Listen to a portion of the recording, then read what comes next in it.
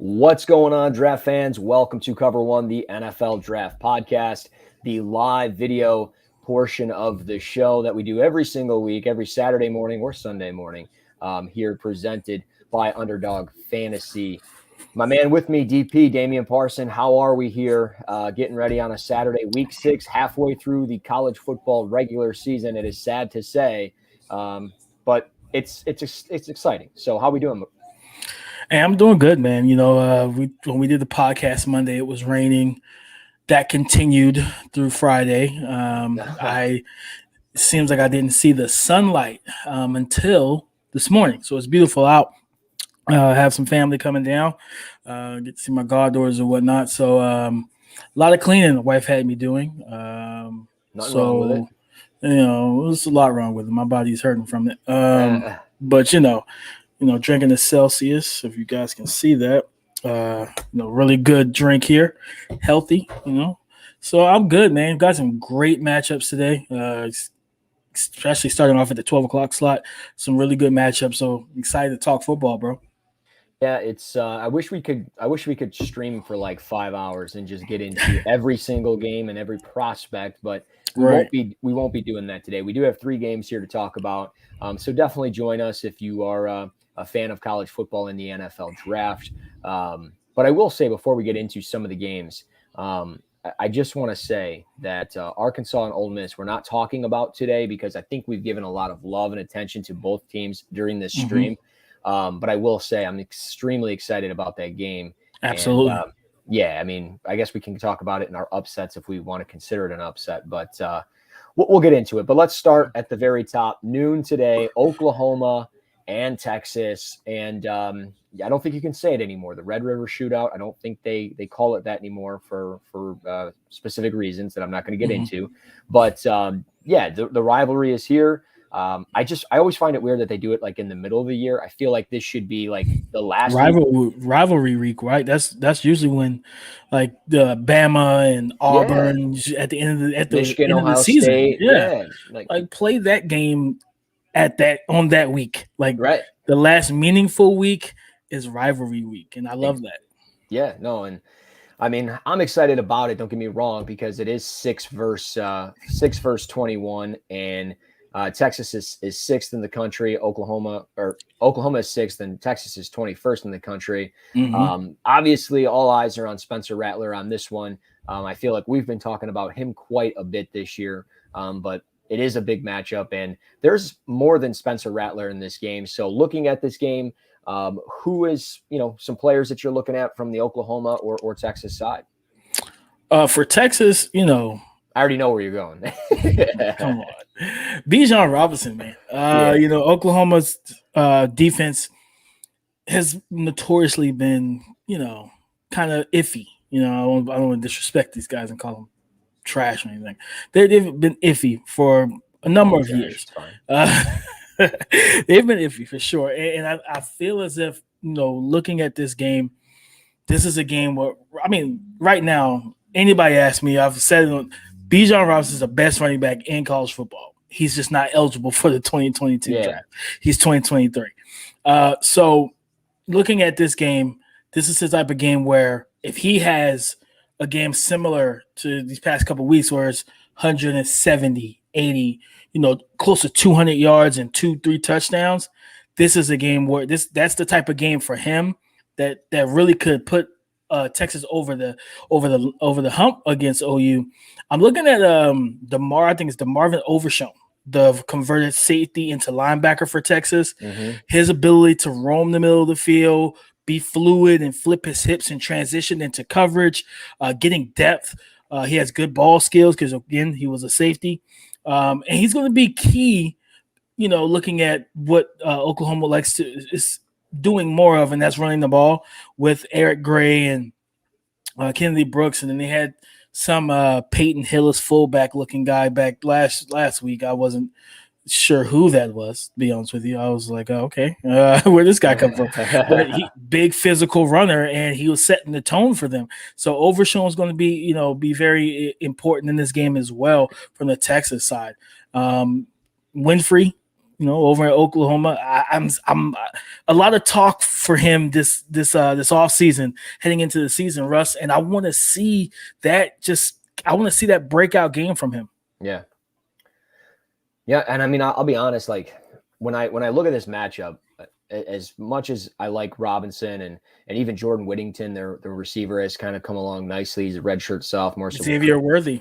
Yeah, I mean, we could see Whittington in the draft, and I mean they've got some skills out there, with Texas on the offensive side. But I think the difference maker in this game is just defensively. And when I look at the defense, I look at Oklahoma, and they've got my guy Isaiah Thomas, who just does not get enough love. And I get it, like Nick Bonito, Winfrey's there, but Isaiah Thomas is tied for the team lead with 3.5 sacks. He can play in a versatile role, comparable to me, like maybe not as long as Charles Amenu, but can play in those versatile roles all over the defensive line, and he can do a variety of things. So I think defensively is where you kind of make a difference here, and I get it. It's on the road. I do like Oklahoma in this game, and I just think from a draft prospect, when we look at the draft, I think there's just a lot more on the Oklahoma side with Spencer Rattler, Kennedy Brooks, Eric Gray, Marvin Mims.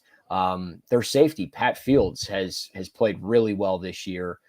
He leads the team in tackles, and he's a senior, so he's been around for a while. It's number 10, so you'll see him flying around there in the secondary. I'm curious if maybe he can make a difference as far as getting an interception or something and putting himself in the conversation with some of the safeties across college football, because he kind of hasn't been in that conversation. So he's somebody on the backside there that I'm really paying attention to. But yeah, I mean, it's going to be a fun game. I don't know what the spread is. I think it's like 3.5. And just from the draft prospect stuff, I like Oklahoma a little bit more. So no, I don't blame you. I don't blame you at all.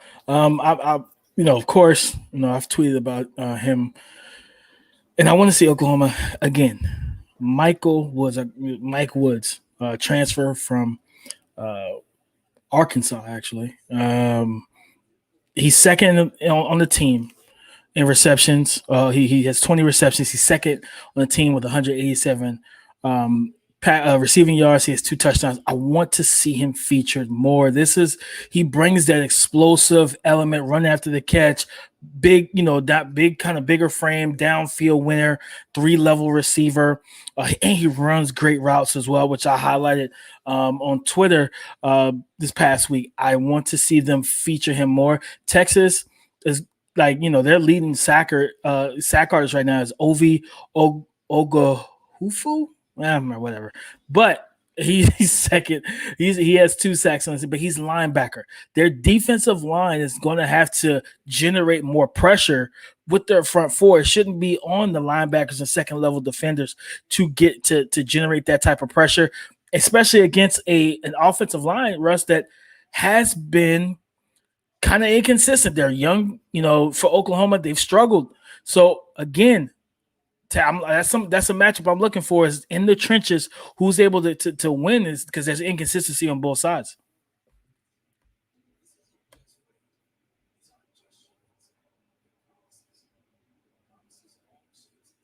Definitely was on mute. My fault. I was going to say, wait, what happened? I'm sitting there talking. No, yeah. So like with that, I'm with you. Like it definitely starts in the trenches there. Both teams have that inconsistent play on the offensive line, and no, I mean, I don't know. I'm siding with Oklahoma. I got to do it. My guy Isaiah Thomas been following me since like February of last year, so I got to try to get him on the show, and maybe we'll do that this offseason. But for sure. Boomer Sooner on that one. So Georgia, Auburn. I don't even know if maybe we shouldn't talk about this game, because I really don't think it's going to be close. I think the spread's like 14, and Georgia, even though they're on the road, I mean, just the way that they beat Ole Miss or Arkansas last week, and just the way that it all kind of shook out. I mean, it looks like Georgia and Alabama are the 2 best teams in the country, hands down. And I don't think Auburn is really that good. I don't care if they, beat LSU or whoever they beat. Like, it does not matter to me. I think Georgia is going to dismantle them, and Bo Nix is going to crack under pressure like he always does. So Georgia, they have obviously got some players we can talk about from the draft side. So anything that you're looking on either side here to really stand out prospect wise? Of course, I love Georgia's defense. Yeah. They are littered with NFL prospects, but of course, Zamir White. Looking at him, he's their leading rusher right now, which with 275 rush yards, and then their second running back, James Cook, who's their versatile kind of do it all pass catcher. He has 210 rushing yards on the season. And he doesn't have the receptions. He only has 8 for 27, so it's a little uncommon.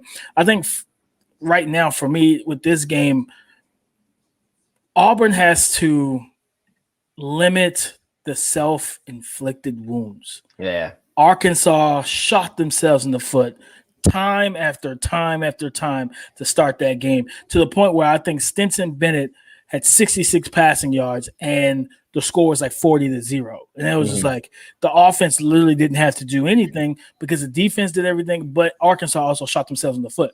Offensively, I'm not really big on Georgia due to the inconsistency in the passing game. I don't really feel it's something that you view as a threat. Yeah. But looking at Auburn, I'm looking at Chandler Wooten, their leading tackler right now.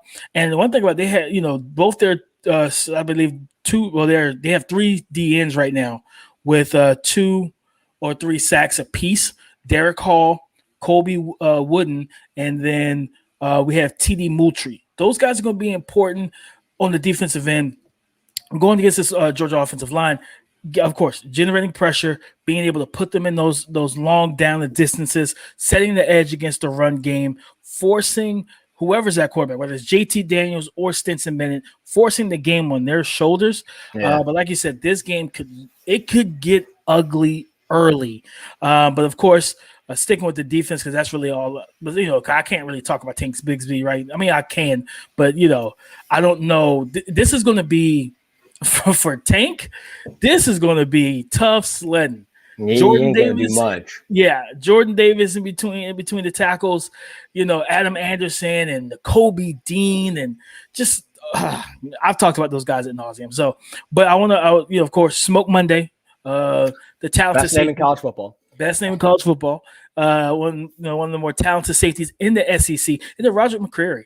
Just watching him match up with those receivers again to see how you want to limit the explosive plays for Georgia, and if Georgia, you want to try and manufacture some explosive plays offensively. The main prospect that I'm watching in this one is Adam Anderson on the defensive line for Georgia, their edge rusher. He's got 4 sacks on the year already. He's their leading, sack artist. And we talked about it in the previous game, Oklahoma and Texas with the defensive line. Who's going to go out there and generate pressure and create havoc on a quarterback? And I think Adam Anderson can do that to Bo Nix, regardless of how much Bo Nix can move in and out of the pocket. I think Anderson is going to have himself a day today and really solidify who he is as a draft prospect, as an edge rusher, and those types of things. And I mean, he had 2 sacks last year against Auburn. I think he can replicate that today easily. It wouldn't surprise me if he had 3 sacks, to be completely honest. I think he's going to have himself a day. I know that's tough to do, but I think Auburn's going to have to throw the ball a lot because they're going to be down, and Anderson's going to have a field day. So he's the one player that I'm really keying in on for this game because I think he's had a relatively good year. But I think if he can really showcase all of his talent in this game, I think a lot of people will circle back to it and say, man, that's the one game that you have to watch of Adam Anderson because of just how much he can do as a pass rusher. So I do like Georgia in this game, just like I said with Oklahoma, both road teams, but I just think they're superior. So Georgia really showed out last week. And I know, like you said, Arkansas self-inflicted, but at the same time, I think Auburn's going to make those mistakes, and it's Bo Nix. He's going to Bo Nix. So you never want to go full Bo Nix, that's for sure. Yeah. Crazy thing about it, Adam Anderson had a great game against them last year, just terrorizing their tackles. Yeah, the long arm, the speed off the edge, converting speed to power. The straight arm, we always called it with our pass rushers half a man. Yeah. Where if you're going to get that long arm stab, you want to stab right in the chest plate, right in the middle middle of them till you can control their balance. And he does a great job with that as well. He sets up the inside move with his outside speed rush. He is such a tantalizing prospect, man. I love Adam Anderson. I want to give some love to one of the big guys there, not Jordan Davis, but Devontae Wyatt, 6'3", 315, senior on that defensive line. This defense is so loaded. Yeah. It's just crazy. So he's another guy who can create interior push, stuff the run. He's a two-gapper as well. Like I said, for Tank Bigsby, Godspeed, brother, because it's going to be tough sledding for you. Yep. That game kicks off. That's a 3:30 game, right? 3:30. I believe so. I think it's 3:30. Yep, 3:30. CBS. Yeah. So it'll be a good one. Obviously, I mean, you can't. I don't know. Go Dogs. Whatever. Moving forward. My favorite game of the week is Penn State, Iowa. Big Ten matchup. Number 3 versus number 4. Penn State on the road at Iowa. I will say I do like Iowa in this game. For all you bettors out there, give me Iowa on the money line. But there's tons of prospects in this game. From the Penn State side, they seem to be pretty loaded from a talent perspective. But Iowa's got some players, man. They get it done their way. They don't care. There's nothing fancy or cute about them. They've been running the same offense since 1912, and that just works for them. And it's just they got some dogs up front, some big uglies, and Tyler Lindenbaum, probably the best center in college football and across the country right now. And regardless of his listed weight at 290 pounds, which is concerning, but the dude plays like Garrett Bradbury when he was at NC State, and similar frames and all that. But our boy Tyler Goodson, I think, is going to have himself a day today. Maybe I'm wrong, but I think he's going to have himself a day. Man, it's going to be fun. This is a fun matchup because you look at the prospects I'm looking at in this game. Of course, Goodson, our boy Tyler Goodson is such a shifty, explosive, runs with great pad level. He's just a fun player to watch. I'm looking at their one of their linebackers, Jack Campbell, as well. He's their leading tackler right now. 3 passes defended. He's forced a fumble. He's recovered 2, 1 for a touchdown. So he's making plays on the defensive end for them. And then they have Matt Hankins, their talented corner. 1 pass deflected. He has 2 interceptions on the season. And I'm pretty sure he's going to be matching up with one of my guys, Jahan Dotson, for Penn State. And that's the key to me. And I'm picking Iowa as well, Russ, because Sean, and there's disrespect to Sean Clifford, he's 1,300 yards in the season. He's almost completing 70%, or 68% of his passes, 11 touchdowns, 3 interceptions. He's only been sacked 7 times. All that's fun and good. They literally, to me, they have to run the ball better. Noah Cain, 3.2 yards. Yeah. Sean Clifford's their 3rd leading rusher with 3.3 yards per carry and 137 yards. Their best in yards per attempt or yards per carry is Kayvon Lee at 6.2 yards per carry, and he's rushed for 174. There's no consistency, in my opinion, in the run game. So if you make them one-dimensional, and Iowa has a ridiculously good defense, I could envision multiple interceptions from Sean Clifford trying to force the ball, put too much on his plate. Meanwhile, defensively, for Penn State, they have some guys, right? Brandon Smith, freak athlete at linebacker. He's kind of a do-it-all type of a linebacker as well, Russ. You pop on the tape, you see him with his hand in the dirt at defensive end on passing downs, rushing the passer. He drops back into coverage. He hits the A gap in the run game, being able to fill. He flows over top. And if I remember correctly, I saw a report that he ran under a 4.4. He's a sub 4.4 guy, 4.38. That's ridiculous for a linebacker. And we're seeing what that speed can do, right? We see Isaiah Simmons as a 4.4 guy, 4.3 guy, whatever. And Devin White, Devin Bush, when he's healthy in the NFL, what that speed is able to do for the second level of your defense. But the one guy I really am watching for Penn State, because I love him. I love him a lot, man. Jaquan Brisker, safety. Yeah. He's one of my guys in this draft. Gives you versatility in the passing game. Can convert his safe corner into safety, so he can come in the box into the nickel and play man to man. But then he comes in as a not just a solid tackler, but proper form, squares up his target, shoots and rolls through his hips. I really like watching him play. I'm with you on all of that. I will say the one player with Penn State defensively is Ellis Brooks. I think he is incredibly underrated. The guy can lay the lumber. He's a senior, 6'1", 240. Really, I mean, nothing splashy about him. Probably isn't going to test like Smith is going to or anything like that. But the guy can hit. He can play in the box. And when we talk about Lindenbaum and how he does so well getting to the second level and hitting those blocks, it's going to be fun to see how Brooks can engage on that, disengage, and maybe create some separation to make some tackles on Tyler Goodson. But it's going to be a fun matchup. And I'm with you on the Sean Clifford stuff because I think he's going to force a couple passes in there. I could see, something going off the tight end's hands or something, a bad bounce and a safety picking it off and just kind of turning it and getting into position to win that football game and stuff like that. But I mean, you got just the home crowd, Iowa. They've got the children waving, which is awesome to see at every game. But I think this is the statement game for Iowa where they're like, hey, everybody's been overlooking us all year. Ohio State this, Ohio State that, Michigan this, Michigan that. And I think they're just going to be like, we're going to smack Penn State in the mouth. And Penn State does it every year. James Franklin is a good coach. He's not a great coach. And every year he has that one game where he just does something dumb. And I think here on the road, he's going to do something dumb, like call a timeout or challenge something, cost his team field position. Something is going to go wrong. It's going to be 4th and 2. And rather than just giving it to the running back or have, your tight end check release to the flats, he's going to run quarterback power with Sean Clifford. And it's not going to work. He's going to get stuffed. And it's just going to be questionable stuff like that I think Franklin does. It's going to be the difference maker. But tons of prospects. You hit the nail on the head with almost every single one of them. I just wanted to add Ellis Brooks into the mix there because I think he gets a little bit overlooked on that Penn State defense. But and Joey Porter Jr. I mean, you want to feel old. Joey Porter, former linebacker, his son playing corner at 6'2", 200 pounds. He 2 pass deflections, an interception already this year.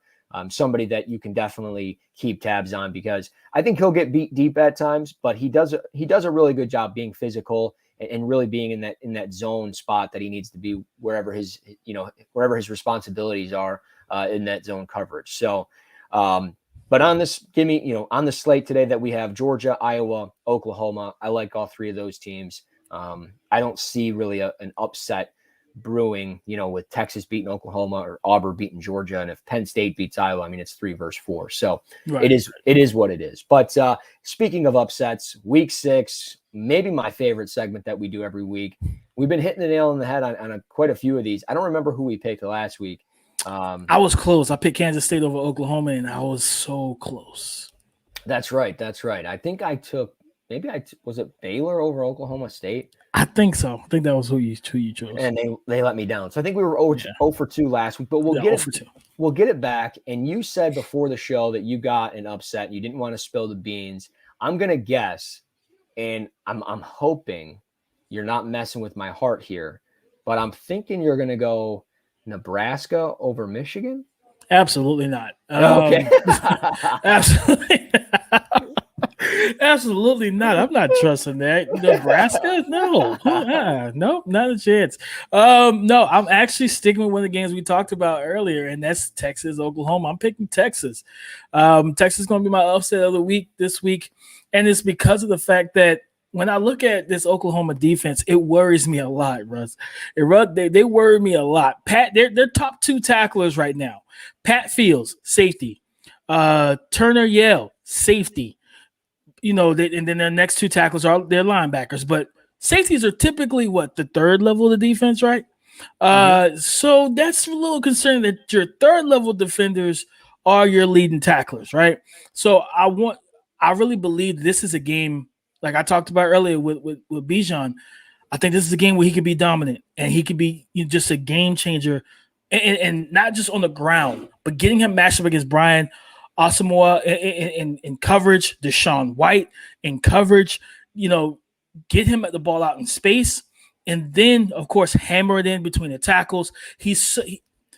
I say he's the best running back in football and in college football. And everybody knows I love Spiller. I love Ulysses Bentley from SMU. I love Breece Hall. But everything I look for in a running back it's all compounded into one guy, and that's Bijan Robinson. Twitchy, explosive, vision, patience, cuts on the dime, changes direction with no problems. He strings together moves. He's an anticipatory runner. I put up a clip. I tweeted out a clip today, earlier this week, about a day or so ago, of just him, just being able to jump cut, make a guy miss, run through a tackler, and then set up another jump cut after that. That's insane movement skills that you just don't wake up on a Saturday morning like, man, you know what? I'm going consecutive jump cut at least 3 guys today because that's the way I'm feeling, Russ. No, you just don't do that. It's embedded in you. It's a physical gift, and he's so gifted. I think Oklahoma goes down because of their defense. Not Spencer Rattler. I think Spencer Rattler will play well, but they have to start fast. And the reason why I say that is because of Bijan. If Bijan's hitting early and Spencer Rattler and them are having some, they're kicking field goals or they're slowly getting into their flow, they will lose this game. We'll see. I don't know. I'm still holding out hope on Spencer Rattler, and I already said I like Oklahoma in this game, so I'm going to stay there. But my upset is going to be, and I don't know if it can happen in back-to-back weeks. I don't know if this team can lose back-to-back weeks, but Notre Dame on the road at Virginia Tech. Vegas has got this at even money for both teams. Mm-hmm. And I'll be honest, I think Virginia Tech here, they haven't really, they've looked fine. They've done their thing. They beat North Carolina to start the year, but they need that splashy win here in the middle of the season. And Virginia Tech at home. This is a night game. Crowd's going to be pumping.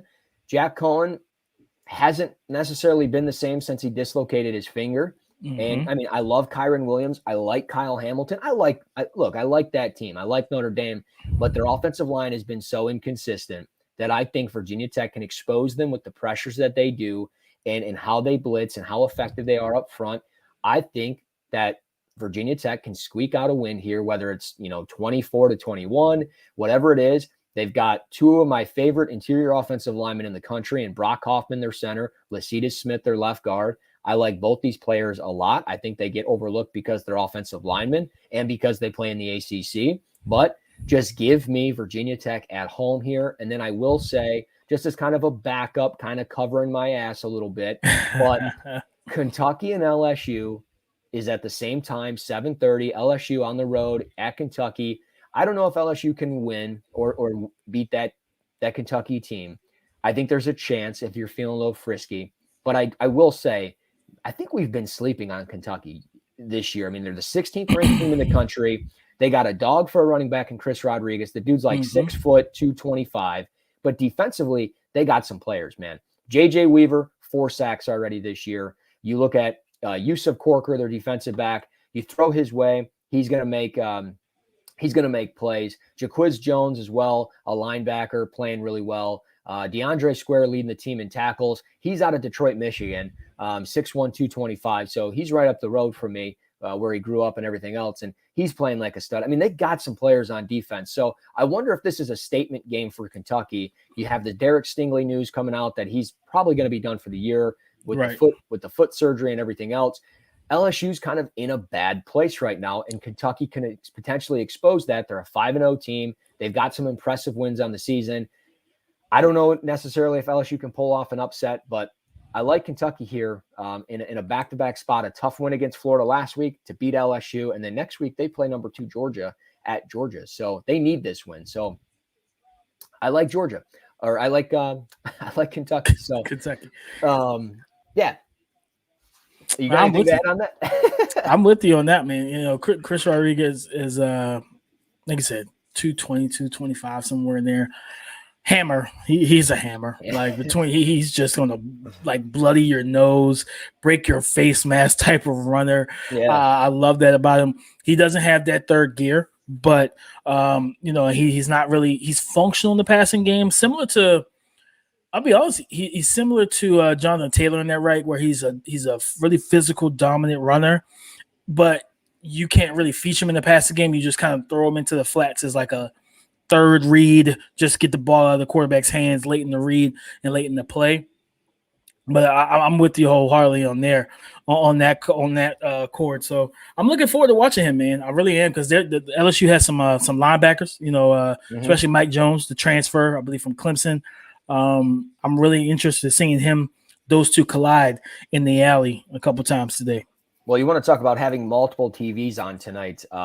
You're going to need 4, because you got Michigan at Nebraska at 7:30 on ABC, Notre Dame at Virginia Tech at 7:30 on the ACC network, Alabama and Texas A&M on CBS at 8 o'clock, LSU Kentucky at 7:30 on the SEC network, and on Fox you've got Utah at USC. So I need a lot of great games. I need to go to Best Buy. I'll be right back. I got to hook up a couple different TVs. But yeah, it's going to be a fun week 6. I cannot believe we're halfway through the college football season. But I know, man. As we end every show, what 2022 NFL draft prospect are you most excited for in week 6? I just want to say my answer has already been exposed. He played Thursday. You heard about him here first. Isaiah Likely, the tight end, Coastal Carolina, went yards absolutely off on a 52-20 win of Arkansas State, 4 touchdowns. Isaiah Likely scored on a 99-yard touchdown. So that was, I don't know, maybe I'm cheating a little bit, because in hindsight, the stats are already out there. But Isaiah Likely looked really good. But what player are you looking forward to the most in week 6? So I have 2, one offense, one defense. I like to do that. So I actually had 3 written down. I'm only going to talk about 2 of them. And it's tough, because I love both of these receivers. But I'm going to go with my guy, Jahan Dotson. Like I said, big game for him. 5'11", 184. He 4x1 track guy. Regional state titles in 100 and the 200 meter. Explosive, fast.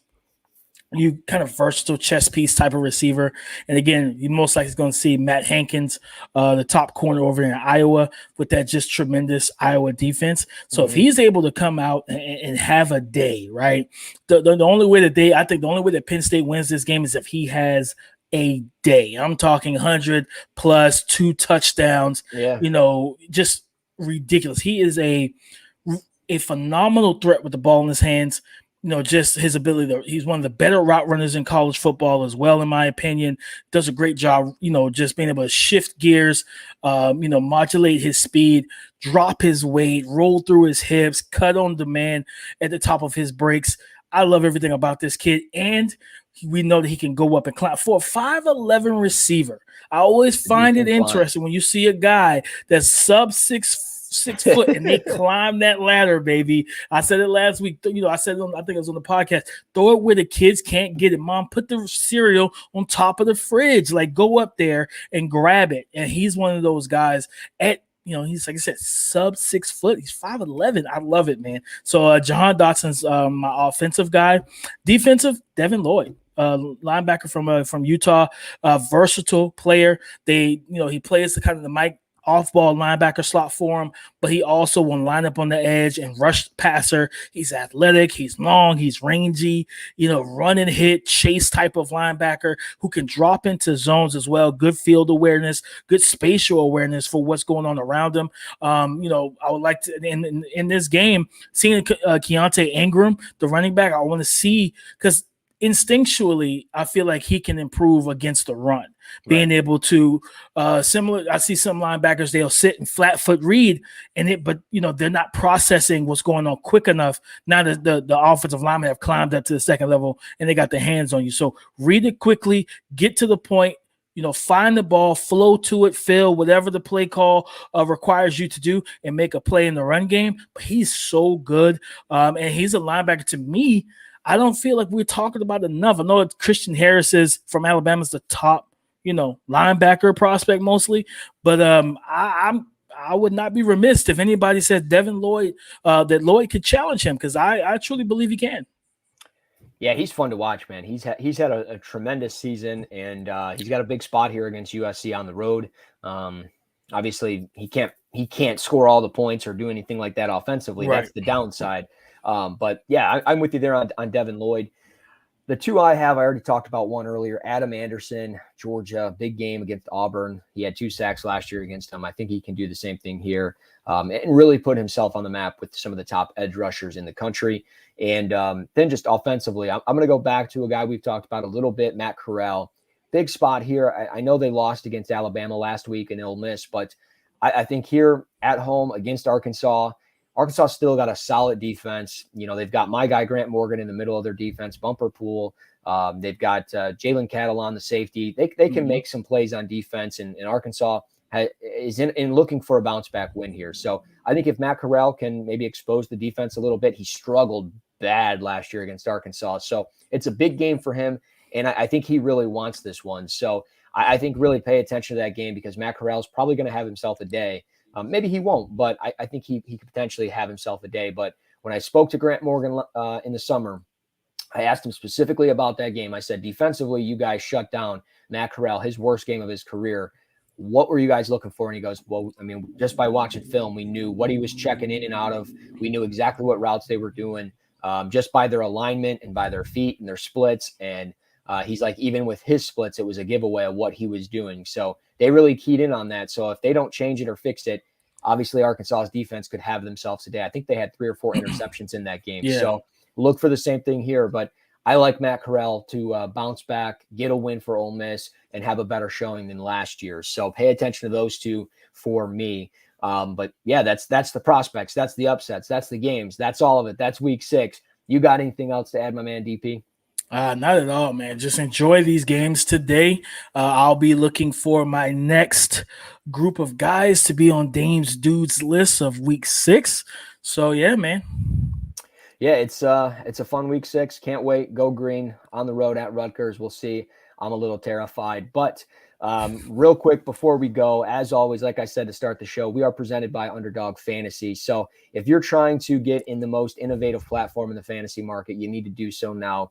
Go ahead, sign up, underdogfantasy.com, put $10 into your account, deposit the $10, use the promo code COVER1, and you'll get a free $10 to play with. There's fantasy advice in there. There is the player prop pools, which are always fun. I mean, you can set up a lineup and simply bet the over on receiving yards for a bunch of receivers or running backs or whatever you want to do. You can parlay it however you want. So go ahead, get that free $20 or put $20 in your account essentially with the promo code COVER1 over at underdogfantasy.com. So for Damian Parson, I'm Russell Brown. Find us on Twitter at DP_NFL, at Russ NFL Draft. Until next time, next week, the video show, COVER1, the NFL Draft Podcast.